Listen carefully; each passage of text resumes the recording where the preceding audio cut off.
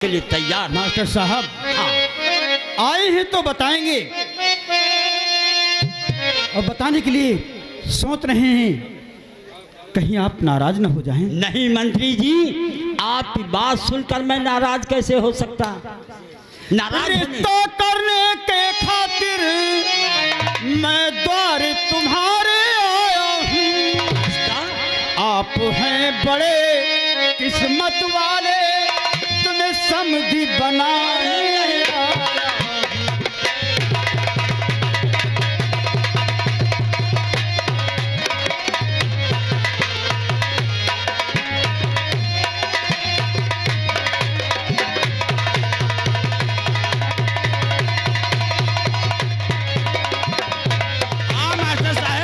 आप हैं बड़े किस्मत वाले, तुम्हें समधी बनाने आए हैं। आप हैं बड़े।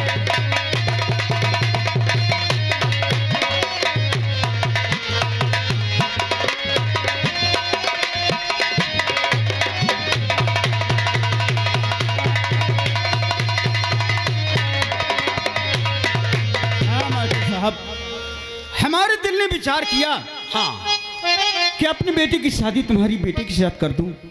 यही हमने दिल में सोचा है। लड़का इनका बिटिया, तुम्हार जोड़ी भी बढ़िया है।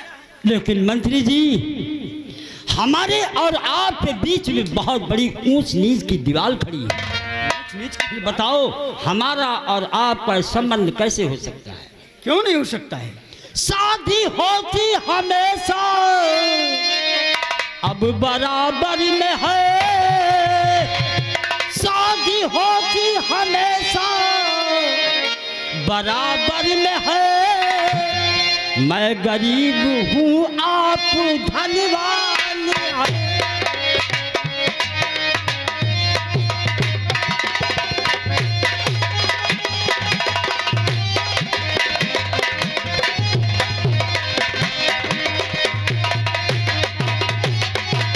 कैसे संबंध होगा अब मेरा आपका?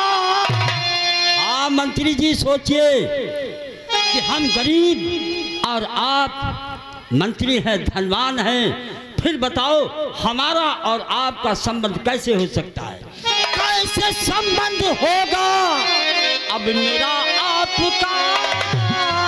सुन सकूं आपके अक्ल हैरान है।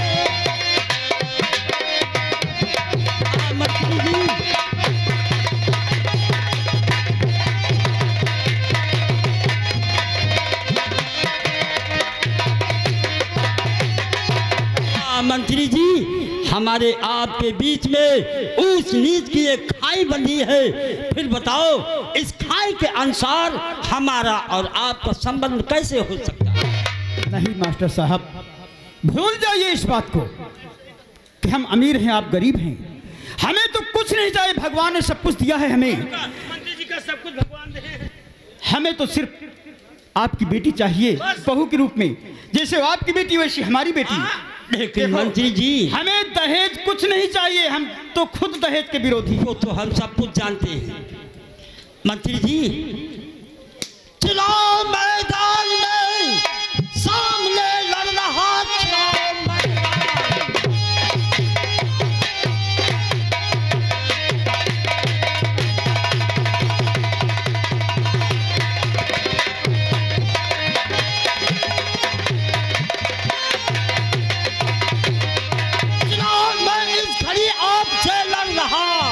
इसलिए रिश्ता करना उचित है नहीं। अब इसलिए रिश्ता करना उचित है नहीं। शादी के बारे में अब बाद में सोचूंगा, इसलिए रिश्ता करना उचित है नहीं।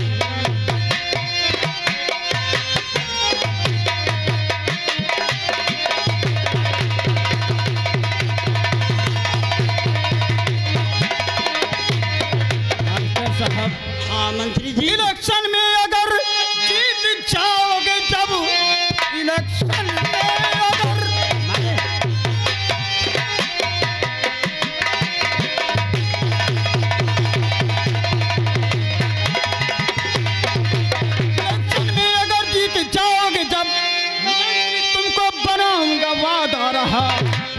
अपने हाथों पिन्हाऊं तुम्हें, गंगा मैया की सौगंध हूँ खा रहा।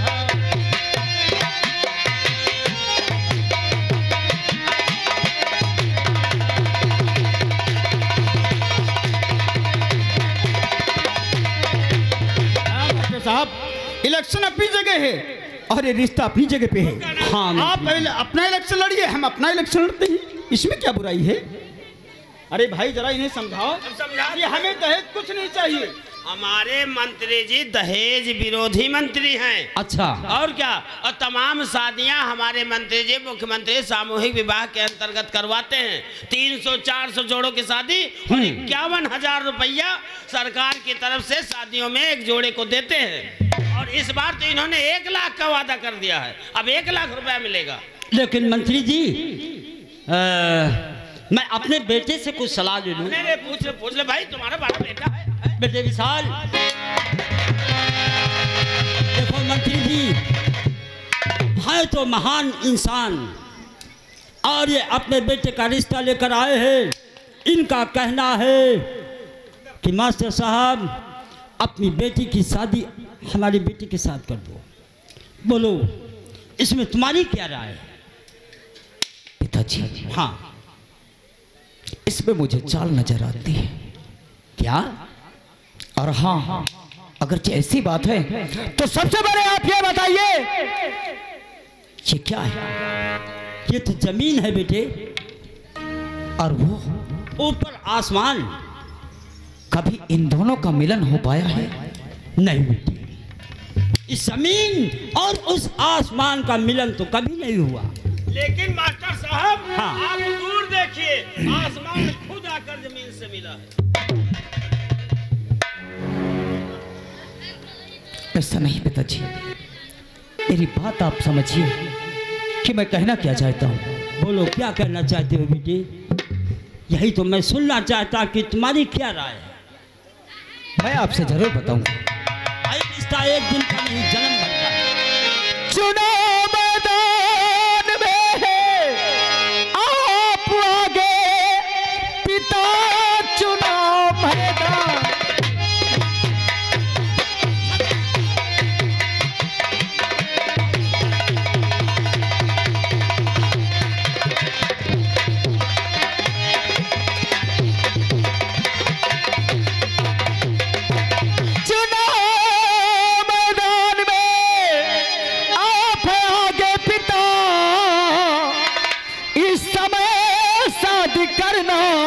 उचित है नहीं मंत्री जी, आप वापस चले जाइए। बहन की शादी हरगिज करूंगा नहीं।